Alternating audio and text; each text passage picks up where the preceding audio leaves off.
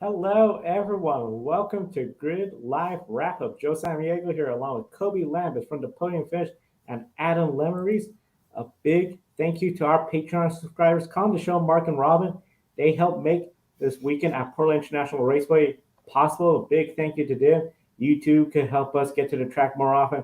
Click on the link to our Patreon or buy me a coffee, a one-time contribution to the Grid Network. And of course, you can always buy a copy for your favorite on-air personality. So we highly encourage you check out the links in the video description. And of course, we had a busy weekend of racing. Kobe, NASCAR, they had their inaugural race in Portland, but they also had their inaugural race at Gateway.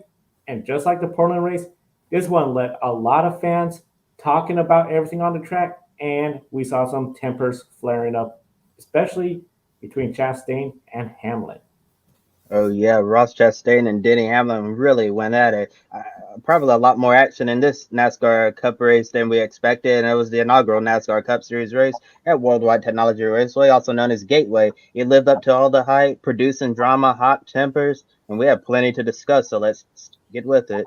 An action-packed race ended in overtime with Joey Logano holding off Kyle Busch on a final restart to win Gateway's first Cup event in front of packed grandstands and a sold-out crowd in the St. Louis area. But everyone's talking about the driver in the middle of the conflict that happened today, Ross Chastain. It started when Chastain and Denny Hamlin were battling for position, and Chastain got deep into turn one and put Hamlin on the wall, ruining the 11th day. Hamlin's car was damaged in the right rear, but he was still able to lock laps and finish towards the back in 34th place. He tried to retaliate, ran Chastain all the way down to the grass on the backstretch, and on another restart, Hamlin made his car wide and made it difficult for Chastain to pass him without the fear of getting wrecked. After that, Hamlin was told to knock it off, but Denny was still upset. Ricky Stenhouse Jr. spun out Bubba Wallace. Hamlin owns that 2311 Toyota, so he went up next to Stenhouse under caution to show his displeasure with the 47. Chastain still wasn't done making enemies. He spun out Chase Elliott, who later got revenge and put Chastain in the wall. Then, in the exact same incident, after Elliott got Chastain in the wall, Denny Hamlin came into the picture and sideswiped Ross Chastain in a way that was like tag team. After the race, Chastain owned up to all the mistakes he made today and labeled his performance as unacceptable at this level of stock car racing. And he also said he wouldn't be surprised if he has one coming next time. Chastain has been one of the strongest drivers this year in the Cup Series. Two wins and lots of good runs. Trackhouse's performance this year has many thinking that Ross could make a deep run in the playoffs. And first question goes to you, Joe. If Ross Chastain keeps making so many enemies on the track as he did today at Gateway, is it going to be more difficult for him to fight for the title? Easily it's going to be more difficult to fight for the title when you have to look over your shoulder for Denny Hamlin or another driver over and over, lap after lap. We've seen it before. It bit Joey Logano in the back when he was contending for 4 wins in a row in Martinsville, but Matt Kenseth had other ideas. I don't anticipate something like that because NASCAR sent a really strong message to Matt Kenseth. He was parked. Don't affect the playoffs in that way. But we're only halfway through the regular season. So there's still a lot of time for a driver to get back at Chastain. If I was Chastain, smart on owning up on your mistakes. Reach out to the drivers, talk to them. If they'll listen to you, great. You've done something great. If they don't listen to you, you know you got to be watching behind your mirrors. And even if they say, hey, it's hard racing, we're all good, Chastain, this is NASCAR. It just means that they may still respect him, but if they're fighting for the win, they just might be a little bit more aggressive, giving Chastain the back bumper. So this is going to make Chastain's next few races really difficult. But honestly, if things were to happen within the next 3 to 4 weeks of racing and Chastain gets what everyone calls payback, everyone says they're even with Chastain, might be a blessing to get it over with during the regular season and not lead up to the playoffs. Last thing you want to do, must win in Martinsville, and somebody goes to get even with you. Yep. Oh yeah, Joe. I'll agree with everything you said. If I were, Ross Chastain did an amazing interview with Jamie Little after the race today, and I give him props for doing that, owning up to everything he did. You know, yeah, Ross Chastain needs to not look over his shoulder because of Denny Hamlin. Uh, I think more than, you talked about Martinsville. Yeah, that is in the playoffs. But the next short track we go to, I do believe, is Bristol. Uh, and it's not on dirt. It's regular Bristol. So could Chase Elliott and Denny Hamlin think about what happened here at Gateway and possibly, uh, you know, get some revenge on Ross Chastain? Well, Ross Chastain better be nice now for the rest of the season. Otherwise, like you guys mentioned, it could be tough for him to find a way to get in to the championship 4 at Phoenix. And Adam, just wanted to correct one thing that you said. The Bristol night race is until September 17th, and the next official NASCAR short track race is at Richmond Raceway on August 14th. Richmond's towards the end of the regular season this year. I know some people like to consider New Hampshire a short track. Some people don't, and that race is coming up on July 17th. So we still got a long ways to go before the Bristol night race. But getting back to the question itself about Ross Chastain, if he makes so many enemies out there, it's going to be so difficult for him to try to win this championship because he's going to have multiple guys gunning for them. I think a lot of these drivers are going to be smart, unless he really takes them off, I actually don't think they're going to do anything to him in the regular season. I think they're going to wait for it to hurt the most in the playoffs. They're going to wait until he's in a must-win situation because time and time again we've seen drivers who we thought were going to be contenders for the championship have a real bad start to the playoffs, and then all of a sudden it looks like they're not going to be going to the championship 4 at Phoenix. So if Ross Chastain right now looks like he could be a potential championship 4 contender, if he has a rough start to the playoffs and he's faces potential elimination and he needs to win, one of the drivers he made really angry might decide this is time to get revenge and end his season right here and right now. And I agree with Adam. I think it was really good of Ross to take responsibility for everything he's done, and hopefully he'll learn from it. But based on history, I don't think he will. He even admitted in an interview that he drives them way over his head sometimes, and that's some of the same thing that drivers have said. So I'm not really sure if Ross Chastain is going to correct that about his driving style, but he was still able to salvage a top 10 finish today at Gateway. It's still a really good day for the number 1 Trackhouse Racing Chevrolet, but at the same time, it's not a good day because he's made Denny Hamlin angry, he's made Chase Elliott angry, and there's no telling who he's going to make angry next. And speaking of Denny Hamlin, he talked after the race and said he appreciated Chastain for taking full responsibility for his actions, but explained his own actions as a way to make the rest of Chastain's race hard without crashing. And so Denny felt like that was mission accomplished. But Hamlin warned Chastain that he shouldn't be surprised when it goes the other way next time. And there have been a lot of mixed reactions from fans on Hamlin stalking Chastain on track throughout the race and attempting to get payback. Some liked it for entertainment purposes, while others felt Hamlin might have went over the top with the situation, potentially getting out of hand. Adam, did Denny Hamlin go too far with his on-track actions against Ross Chastain? And are you surprised NASCAR let this go on for this long in the race without saying a word? Yeah, I'm surprised, Kobe, that NASCAR didn't say anything. And what Denny Hamlin did to sideswipe Ross Chastain, well, I think it was a little too far. To me, I would have probably done something, at Richmond or maybe even Bristol and wait till then. But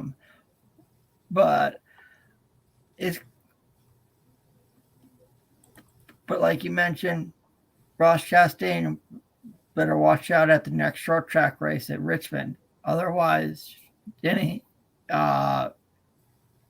Denny Hamlin won't forget about what happened at Gateway today, and neither will Chase Elliott.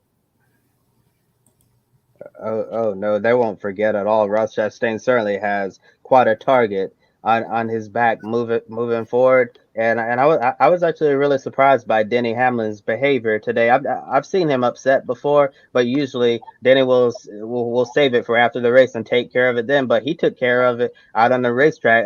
At one point, I was thinking Denny's going to do something super unfortunate and he's going to get parked and there could be a fine or something like that. I really thought Denny Hamlin was about to use his car as a weapon to get revenge on Ross Chastain. When I saw him running him down to the apron, I was like, oh gosh, here we go. And then he didn't wreck him. And then we saw in that restart when Ross Chastain was starting. It was after the Chase Elliott incident where Ross was back there with Chase and Denny Hamlin made his car wide like Ryan Newman always did, and he would not let Ross pass. It was in a way playing mind games with him, like saying like Ross, I dare you to pass me. I really dare you to, and see what might happen to you. And it looks like Ross was really afraid to pass Hamlin because he thought he was going to end up junking his car. For entertainment, since we're in the business of selling tickets now, and for entertainment purposes, what was that? Was that something I'm sure a lot of people like to see? Absolutely. Was it the best look for Denny Hamlin? Probably not at all. It really seemed like Denny lost his temper in the car at times, and once he got out of the car, spoke his mind, seemed like he had calmed down. And it's going to be interesting to see if the Denny Hamlin versus Ross Chastain rivalry is going to move on going forward, especially since the rivalry we saw at Darlington between Joe Logano and William Byron seemed like that one has really cooled off a bit. But Ross and Denny, if they get on track next to each other as soon as next week in Sonoma, what are they going to do? And I just mentioned him now, focusing on the actual race winner, Joey Logano. He's won a few inaugural races lately. He won the first Bristol Dirt Race last year, the first Busch Light Clash at the LA Coliseum, and now the first Cup race at Gateway. Today's race will largely be remembered by all the drama surrounding Ross Chastain, but we saw lots of jockeying for position on the restart, sometimes 3 and 4 wide. Still some issues with those Goodyear tires going down, and the cars spread out deeper into a green flag run. Logano got by Kyle Busch with the late race restart to win the Enjoy Illinois 300. So to sum everything up, what are your main takeaways from Gateway's first Cup event?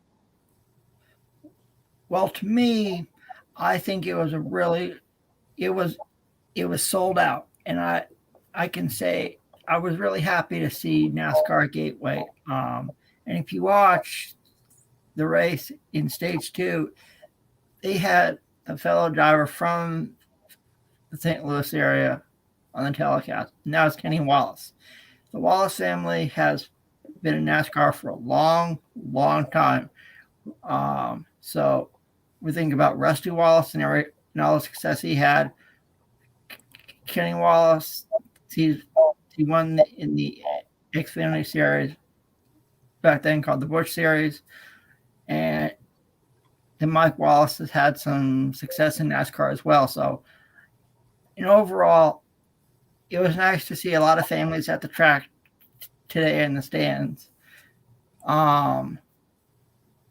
So, I give my hat to I say congratulations to NASCAR on having a very successful race at Gateway, and hopefully they'll be back there next year. For me, seeing the sold out crowd in Gateway, that was huge.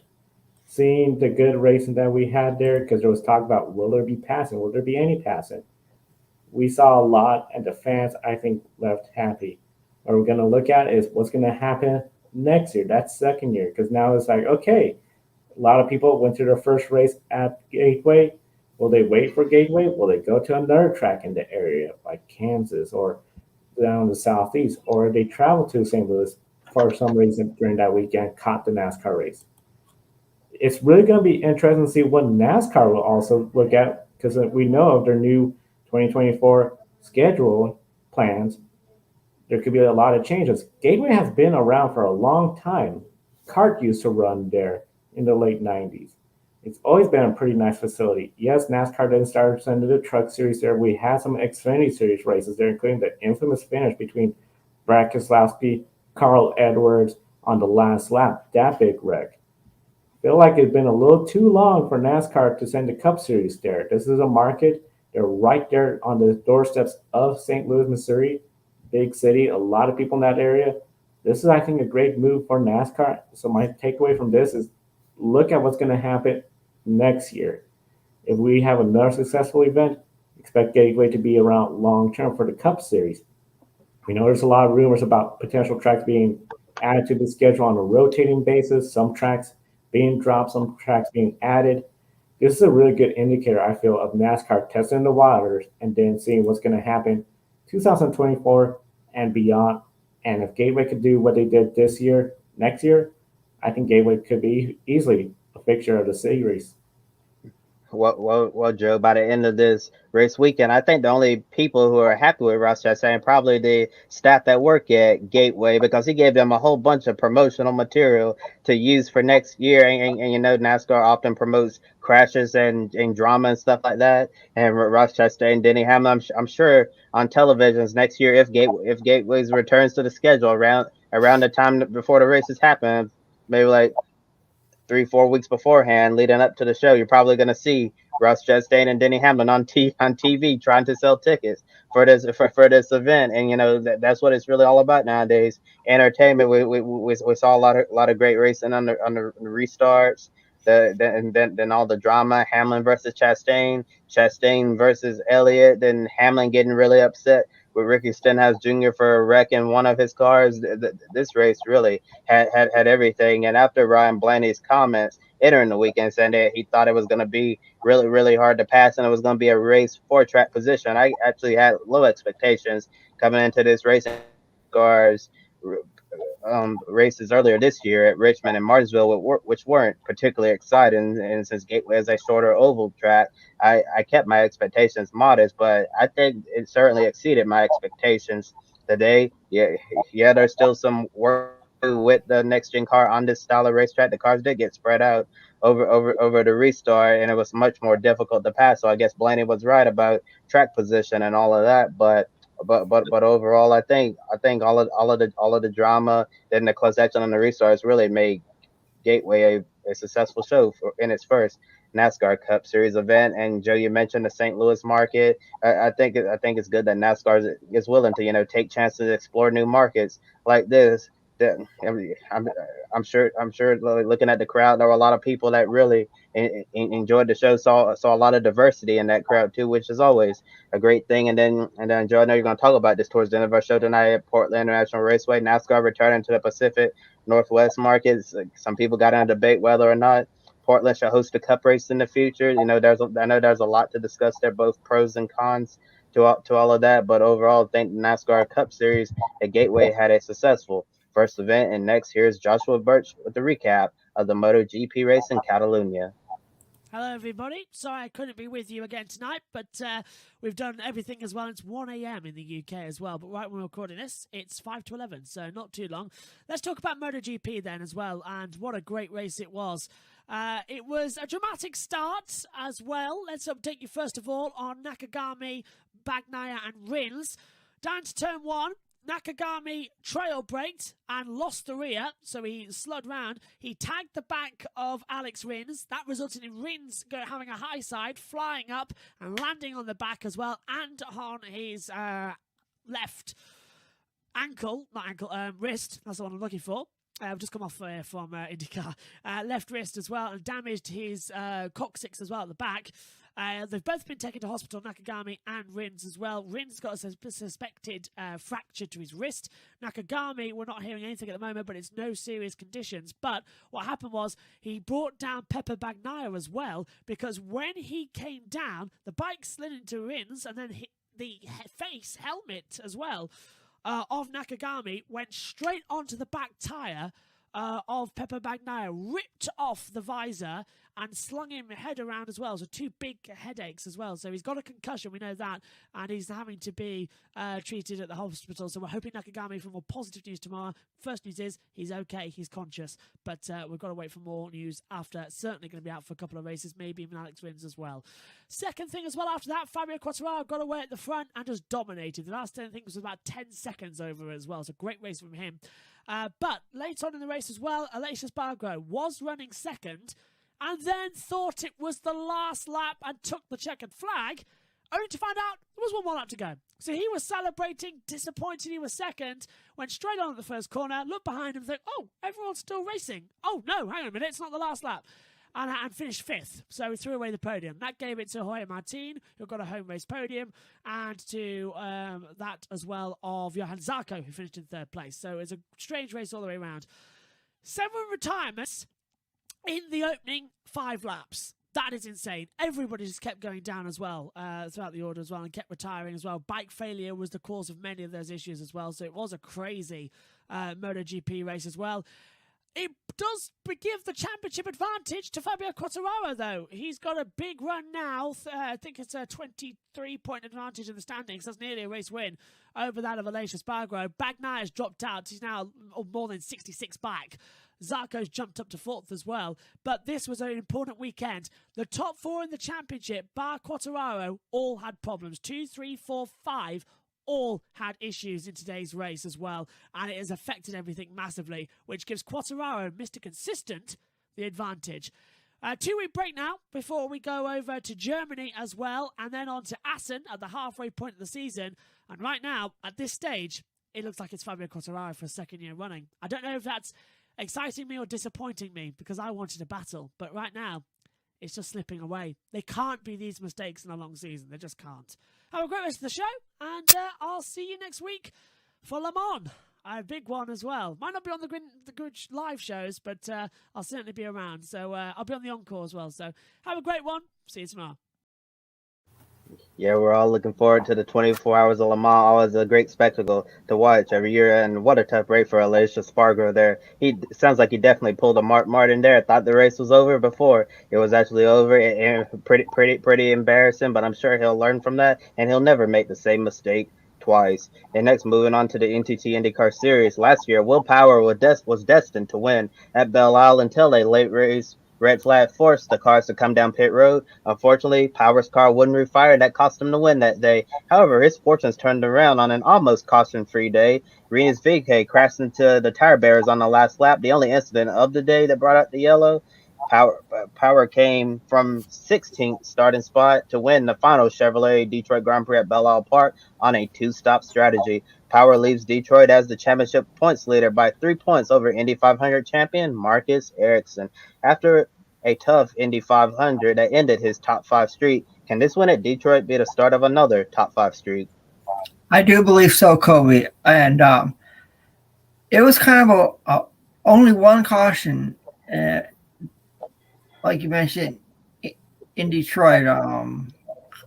Kind of weird, since it's kind of a narrow street circuit there at Belle Isle Park. But Will Power, wowee. You better be thankful the race ended because when it did, because Alexander Rossi was right behind him. And I know we're going to talk about Alexander Rossi here in a little bit, but I think with this win, Will Power is another championship contender. There are so many right now over in the Ntt IndyCar Series. It's hard to pick a favorite who's going to win the championship this year. When it comes to Will Power, I think he has to be a favorite for the championship now that he got this win. He has the points lead. All year long, he's been consistent, top 5s, just about every race, Indy 500, that comes to an end. He's shown the consistency there. Past seasons, it seems Will Power has had a tough start on the season. A DNF, a poor race, first 2 or 3 races don't go good. That's not the case this year. He seems to be running really well. Yes, Joseph Newgarden got 2 wins. Yes, we saw Scott McLaughlin get a win. People were wondering, oh, they're the future of Penske. Well, Will Power's still there, and look, here he is. Got this win at Detroit. He could have won it easily last year if the car had started. He now has to win. I see this being the start of a new streak, but also him letting everyone know he's a championship contender. He still is in the top 10 for the grid ranking. You don't get there by being inconsistent. You stay there because you bring consistent run after consistent run, and you're up front. Not just consistently 8th, 9th, 10th place. We're talking top 5 consistency from Will Power. That is championship materials, and I think he has to start being seen as one of the championships favorites already in the IndyCar series. Oh yeah, I totally agree with you. I think Will Power is definitely one of the favorites for the championship, and I do think this win at Detroit can really get another top five streak started. He had a really great race, and like wow, coming from 16th on a tight street circuit like this to win the race, that was quite an impressive drive by Will Power. He definitely nailed the strategy. Came from McPack and made it look easy until the final lap. The number 12 Team Penske Chevrolet was on the softer alternative red tires in the final stint, and Rossi had the Firestone Blacks, the primaries. Power's tires were starting to go away at the end, and he had to try to get by lap traffic. With about 15 laps to go, Rossi was over 10 seconds behind, and he cut the gap down to 1 second at the end. Yeah, you look at the official timing and scoring sheet, it shows that Power only won this race by a single second because Rossi, he was coming fast and eating into his lead in those final laps. Maybe if there was just one more lap, Rossi might have had a shot at getting by Power because he was absolutely pushing it. Was Alexander Rossi's performance today the best one you've seen from him in a long time?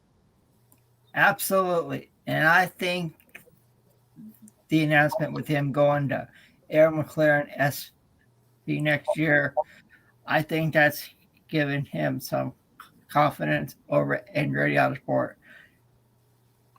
Like you mentioned, Kobe, if you would have had just a couple more laps, Alexander Rossi would have won this race instead of Will Power. That was one of the best drives I've seen from him in a long, long time. And Kobe, you talked about Alexander Rossi in the past being a being a being a top five driver in the IndyCar series. Well, to me, today he proved that right now, I know it's one race, but it was the Alexander Rossi of old. And he wants to go out at Andretti Autosports on a high before switching over to the Arrow McLaren SP team for 2023. Hopefully this is something good for Alexander Rossi going forward as IndyCar heads to the beautiful circuit at Elkhart Lake in Road America next time out. And I'm really glad you brought up Road America, Adam, because the next weekend when we go to Road America, guess who got his last IndyCar win at Road America? Yep. Alexander Rossi, and he's gonna be carrying all this momentum from Detroit into Road America, and I think possibly Rossi might be one of the favorites to win at Road America if Andretti Autosport unloads off the truck fast like they did in Detroit and does the exact same things they did in this race. Rossi might break his dry streak and go back to his dry streak. I meant and go back to victory lane at the place where he last won in June of 2019. And you mentioned Adam. I know yesterday on the pre-race show we talked about Rossi formerly being a top five driver in the IndyCar series, and I'll have to say he looked like a top five IndyCar driver today. See, that's the Alexander Rossi we all know from pre 2020, and it's really nice to see him be able to get a breakthrough performance like this. Yes, he ran good at the Indianapolis 500 last week, but he was more so coming along at the end and was never truly in contention for the win. But if he just had a lap or two more, I agree with you. I think Rossi would have certainly taken the fight to Power and probably would have ended up coming out on top. And Rossi was my pick a winner, so I almost got an additional pick a winner point. Oh, darn it. Well, there's always next week at Road America, and I'm giving all our viewers a hint. Rossi might be one of my picks for pick a winner at Road America next weekend, but we definitely have to see how everything looks with practice and qualifying because sometimes track position is really important. But in today's race on the streets of Detroit and Belle Isle Park, track position wasn't as important as we thought it was going to be because it's all a lot of comers and goers throughout the field. And in a race where you usually see the battle between the two stop and the three stop strategies, Power won on a two stop, but Rossi pitted three times. Red tires and black tires. We saw some drivers come from deep in the field to get a good finish. Power from 16th to first, Rossi 11th to second, Palou 18th to 6th, and one of the most impressive drives of the day, Felix Rosenquist, from the very last row on the grid, 25th place, all the way up to 10th. With Award and Rossi already confirmed at Arrow McLaren SP next year in their expanded 3-driver lineup, there's lots of questions about Rosenquist's future with the team. He got a top 5 in the Indy 500 and a top 10 at Detroit. Comes after McLaren said to the media that Felix is doing what he needs to do to keep his seat. And after the race, Felix was all smiles, very happy, and seemed optimistic about where things are going. Is Rosenquist doing a good enough job lately to keep his seat next year? I do believe so. And you mentioned Kobe. That was an impressive drive for Felix Rosenquist. Getting a top 10 after starting on the last row of the field. That's incredible. And to me, if Rosenquist is at Arrow McLaren SP next year with Rossi and with Award, those are 3 drivers right there. You could say it's another super team. All 3 of them are strong. All 3 of them are fast. And to me, I think Felix Rosenquist deserves the 3rd seat at Arrow McLaren SP alongside that award and his new teammate for next year, Alexander Rossi. For Felix Rosenquist, I feel he's showing improvement, but he hasn't told me that he should be in that 3rd McLaren seat just yet. We know McLaren has a Formula E team next year. That's an easy solution for McLaren. They're like, we're not exactly thrilled with the progress. We're going to send you to Formula E. Yeah, hopefully, Indy 500 and this has given him the momentum to go out there because I feel he needs to get a win. That'll be a clear indicator that he can go out there and win. He got a win with Chip Ganassi. We all know where he got that win with Chip Ganassi, in fact, too. Road America. So one of the big things I think was when he gets that win, that's when we're going to talk about, okay, Pato O'Ward, Felix Rosenquist, and Rossi. That's when I think we could really discuss about a super team. Right now, he's showing some progress, but he's not having that consistency just yet. He needs to have that consistency to sell me that he is going to be in that 3rd seat. Yeah, you bring up a lot of fair points, Joe. I know all of last season for Felix Rosenquist, it wasn't good at all for the most part. Some races he had a good run going, then something ended up happening, and it's been the story in a few races. Earlier this year, Felix was running well at Texas. I believe he got the pole for that race earlier this season. Looked like Felix was gonna have a great run, and then started to fade towards the back, and it all went wrong for him. But having 2 really good races. I think that's a real good start for Felix. If he goes to Road America, does the same thing, and maybe we can really start getting closer, to those contract talks to keep him in the IndyCar series at Arrow McLaren SP. But one of the things that you have to keep an eye out for, we're still in silly season. It's still very young, and there's a lot of young drivers out there who could potentially be in that 3rd Arrow McLaren SPC. I know we talked a little bit about that in yesterday's pre-race show. This week in the media, there's been rumors that they could be looking at Rinus VK potentially in that 3rd seat, or even taking Alex Palou from Chip Ganassi Racing. And I think regardless of who's in that 3rd Arrow McLaren SP Chevrolet next year, you certainly have to consider Arrow McLaren SP building a super team here of drivers that can all go out there and win every week and contend for the NTT IndyCar Series Championship. I think Felix Rosenquist is certainly off to a good start, and if he keep this up, he might earn himself at least one more year in IndyCar with Arrow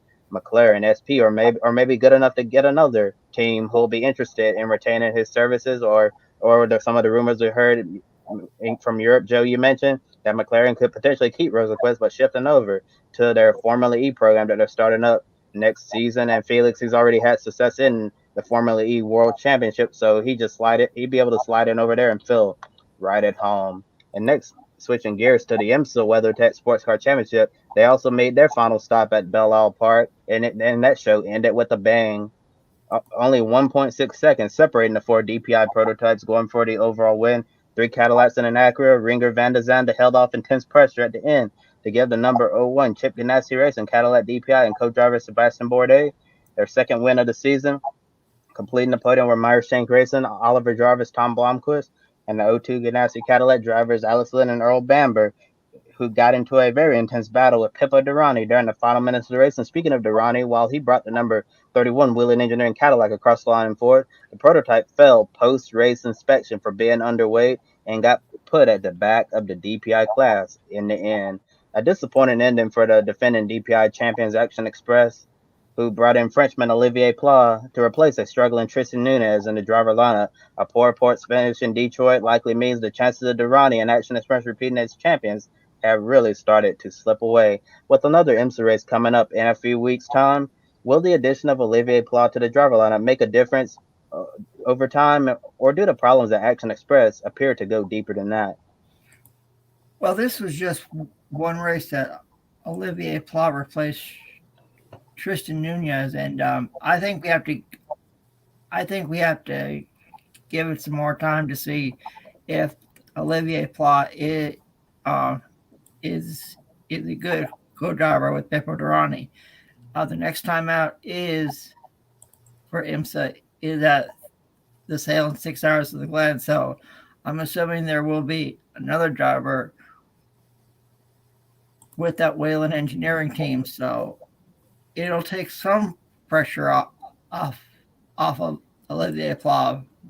But right in IMSA, I think Action Express needs to realize that this year you gotta go through Chip Ganassi Racing in order to win the DPI class. I mean, they have been so dominant all year long, and I think Action Express Championship is slipping out of their fingers. So if we give it a couple more races to see how Olivier Pla does with Pippo Durrani, I think that should be a good indication going forward for the rest of the year and potentially next year as well. Yeah, I think this is really more so of an audition for next year and the future for Olivier Pla. No, Tristan Nunez has really struggled during his first couple of races with Action Express, made some mistakes, and when you look at the Pippo Durrani's co-driver from the last couple of seasons, Felipe Nasr, it's really a tough challenge to replace a driver like Felipe Nasr. Him and Pippo Durrani, they were the perfect duo. And I know over the years in the number 31 Wheeling Engineering entry from Action Express, we've seen them go through several driver lineup changes, but they've always been able to pull it off in the end and be up there competing for the championship. But so far this year, we haven't seen that from Action Express. I don't know if they've had a lot of changes in personnel or anything like that, but I know it was a tall order to replace Felipe Nasr, and I think Tristan Nunez ended up being one of the victims of that. Being compared to Nasr, can he do like at least half of what Nasr did to keep Pippo Durrani in the fight? And then Action Express decided to bring in Pla, and I didn't think the Detroit Grand Prix was a good indicator of what Pla can do. And this car was his very first race driving a Cadillac DPI, and it's one of the shorter races on the IMSA calendar, as well as a sprint race on a street course. And Pla didn't really get much time in the car at all. Durrani ended up driving most of the race. So I think with the sailing 6 hours of the Glen coming up, and then shortly after that going into Canada to race at Canadian Tire Motorsport Park, there'll certainly be enough time between those two races to see what Olivier Pla can do if they figure out that he can be one of their drivers of the future, especially when we head into the LMDH era starting next year, when the IMSA is going to be renaming the DPI class into the GTP class. So I think Action Express is just going to be doing a lot of evaluating for this next half of the season, because there are actually not that many races left for the DPI class in IMSA this year. And in GTD, the additional Vassar Sullivan Lexus got the class win. The number 17 Ben Barnicoat, an IndyCar driver doing double duty in Detroit, Kyle Kirkwood, started on the pole and went on to earn class honors over Roman DeAngelis and Ross Gunn's Harder racing Aston Martin. IMSA will take a 2-week break for the 24 Hours of Le Mans with Sharks next Saturday. We'll preview the twice around the clock French Endurance Classic on our Wednesday episode of Grid Tonight. On June 26th, it's the third round of the Michelin Endurance Cup. IMSA will return with the sailing 6 hours of the Glen at Watkins Glen International, with all 5 classes back in action. World Rally Championship, Rally Italy, saw Ott Tanak take his first win of 2022 and no Toyotas on the podiums for the first time this year. And the highest finishing total, well, that was Cali Rossi, fifth place. So he still has a healthy points lead over Thierry Neuville, 55 points. Of course, FIA point system, so 2 races or more he could miss. He'll still have that healthy point lead. Ott Tanak now 58 behind in third place, trying to get his Hyundai team up in contention. The next rally is the Safari Rally in Kenya, coming back.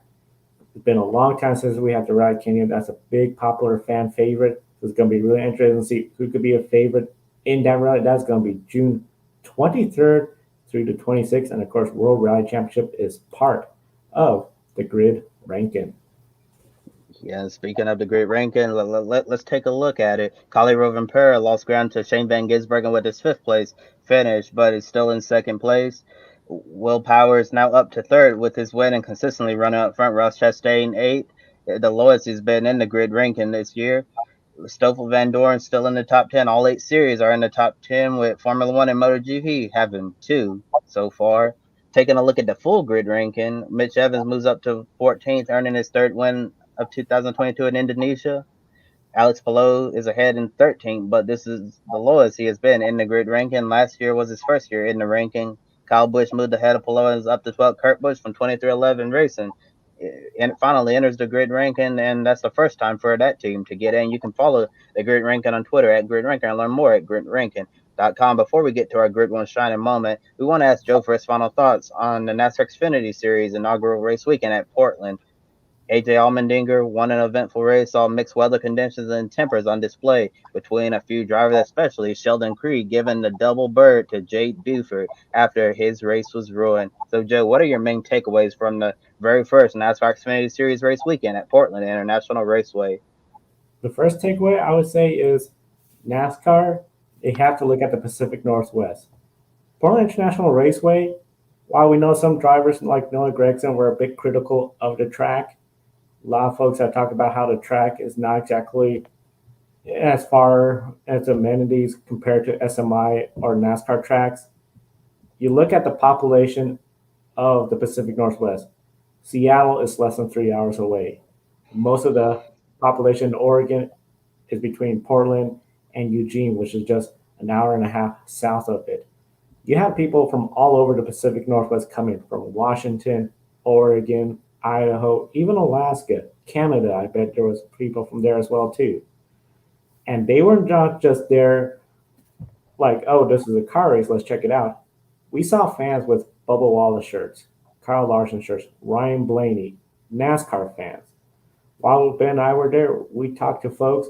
They've been watching NASCAR since the 80s, the 90s. We met a person that remembers Richard Petty's 200th win. There is a demand for NASCAR there. And I think we'll easily see, just like this year, a large crowd next year, that second year. Usually there's a second year of a new market, a new stop where we really see, is there a sustainable interest? I think Portland just not good enough a location. The other takeaway, wet weather racing. It was a wet, soggy race for everyone there. We saw the ARCA race. Amazing to see how Bridget could drive in the rain without a windshield wiper. AJ Allmendinger, he's still one of the best when it comes to road racing there. Overall, he put on a heck of a show. That first lap, as you saw probably on our recap with Ben and I, he wasn't even on our screen. We saw the entire field go by. Then after a while, Noah Gragson, Josh Berry, a couple others because of the confusion in the back of the field. And then we stopped recording because AJ Allmendinger hadn't gone by. He goes a lap down early on, but that race was just getting crazier and crazier towards the end.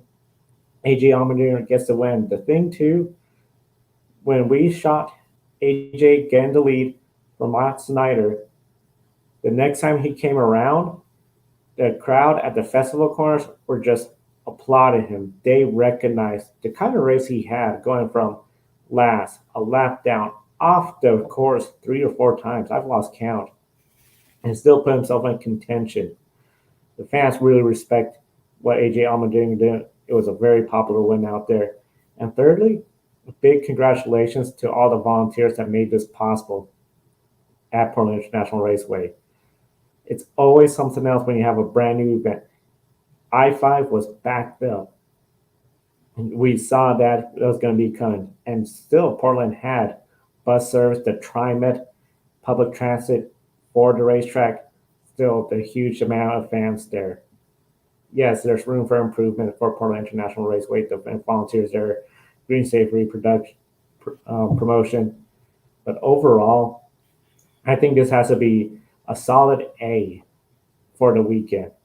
Yes, there's bugs to fix, but I think the big thing, one, if we have a dry weather race, I think we're going to see the true potential of this track.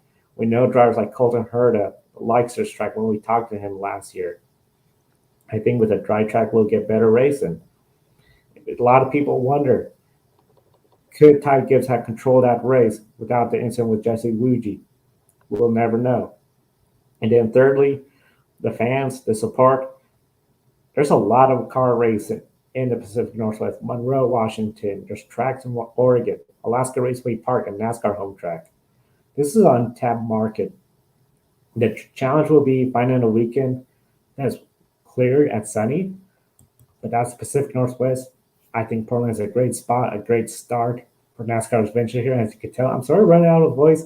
Been a long weekend for myself and Ben, but definitely want to thank everyone that recognized us at the track, all the supporters, and of course, Ben on such a great effort as well at Portland.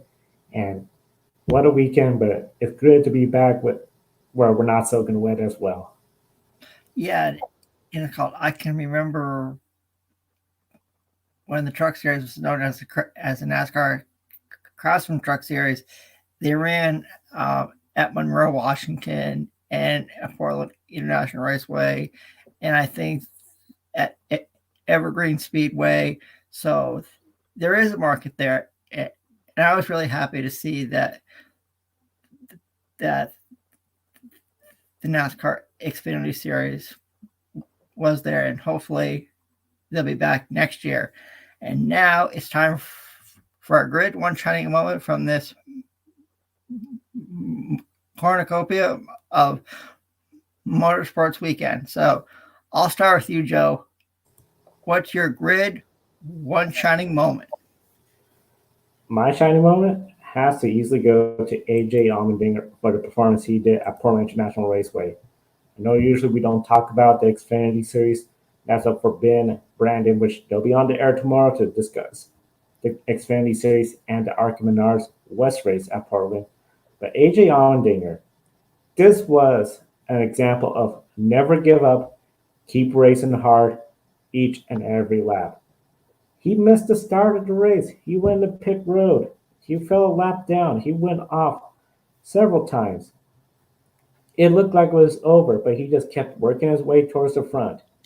Yes, there may have been some luck considering the cautions, especially towards the end of the second stage, stage 3.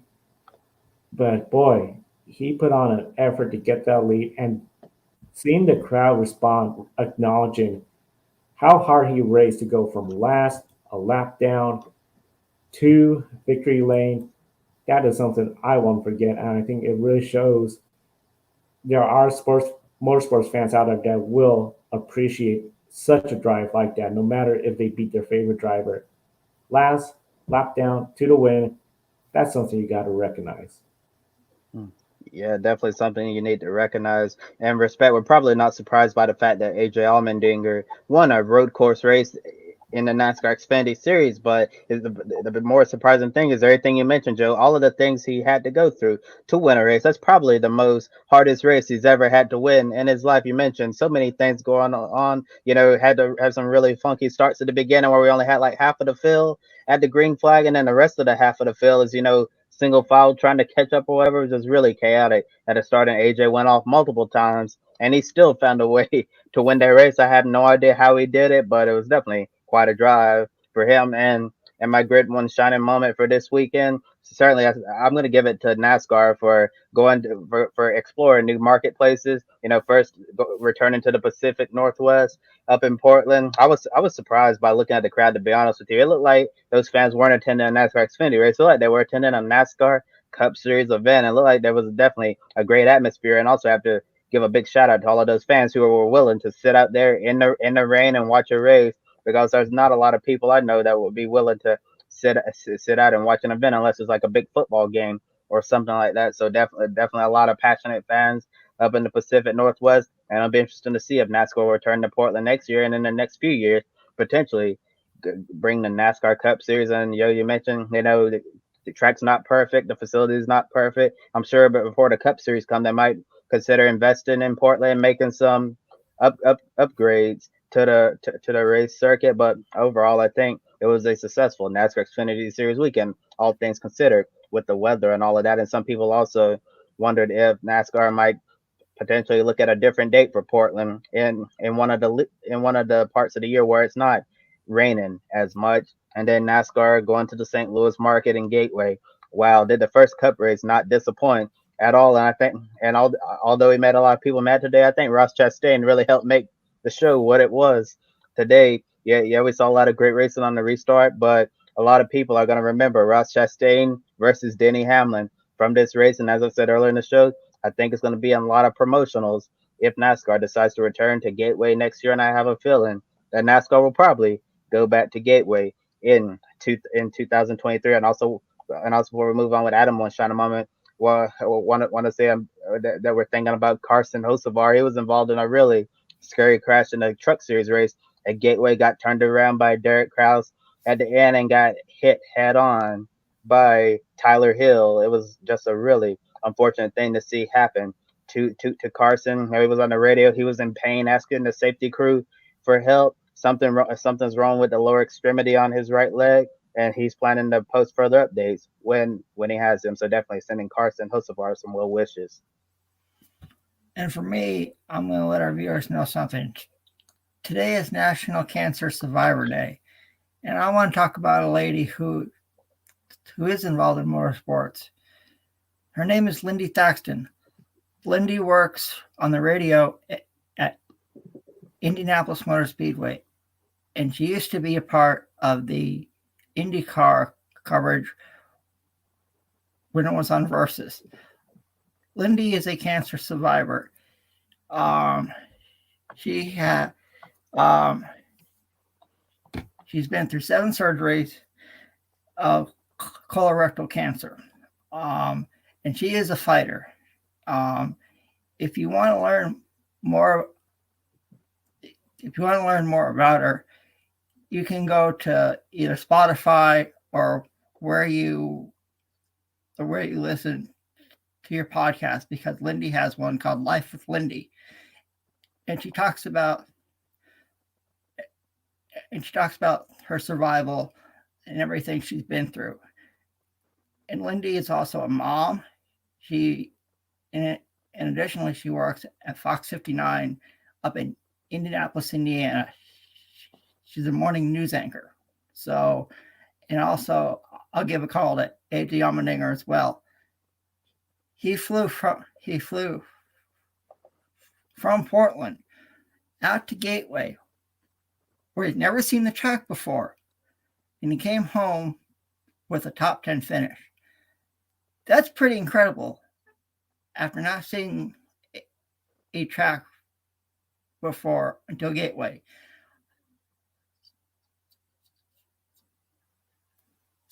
So I'll give a call to AJ Allmendinger as well. And also I'll give to Joe and Ben covering all the action yesterday in the rain at Portland. You guys are troopers. I have gone to an event in Loudon, New Hampshire, where I got completely soaked. And it wasn't fun at all. But, I want to say thank you for all the coverage you guys did at Portland. And so for me, my grade 1 shining moment has to go to AJ Allmendinger, after everything he did, Dylan Benn with the coverage at Portland, and Lindy Thaxton, who is an Indianapolis Motor Speedway radio announcer on National Cancer Survivor Day. And now I'll throw it back over to Joe as he wraps up another edition of the post-race show. And with that said, we also want to thank our Patreon subscribers, Colin, DeShow, Mark, and Robin. Thank you for investing in the Grid Network. You guys help make Portland possible, including for Ben Schneider to come out to the track. And of course, buy me a coffee you want to do. By one-time contribution. We definitely appreciate all the support here at the Grid Network. And of course, we encourage everyone to visit public.com. Use the referral code GRIDnet, and you get free stock by using public.com social media page for the stock market. There you get to meet friends, make new friends, learn how to invest in the stock market, and buy stocks with little to no fees. And we encourage everyone to be sure to follow the Grid Ranking. As I mentioned, the website gridranking.com. Also, we're on TikTok, Facebook, Instagram, Twitter, all the social media platforms. Definitely use the hashtag GridRanking to follow the Grid Ranking each and every week. We're in our 10th week. Still plenty of racing throughout 2022 left to go. And of course, that means Monday, Ben Schneider, he'll be on the air with Brandon to recap everything that occurred in Portland with the ARCA Menards West and Xfinity Series, plus the Truck Series at Gateway. And we have Indy Lights. Wednesday, Grid Tonight with Kobe and Adam. Thursday, the Women in Motorsports with myself and Daniel from Racers, the Girls Behind the Helmet. And then we do this all over again Saturday with Grid Live pre-race and the wrap-up show on Sunday. For Adam Lemrys and Kobe Lamberts from the Podium Finish, I'm Joe San Diego. Thank you for watching. We'll see you next time. Don't be an anonymous investor. Join the stock market social media platform, public.com. Invest any amount of money and share with friends and new friends. Discover new opportunities, such as new companies and potential business partners, and useful tools for beginners, and share your experience with friends on public.com. Link in the video description gets you $5 for being a Grid Network viewer. Use the referral code GRIDnet for your free $5 to invest and start investing and networking on public.com.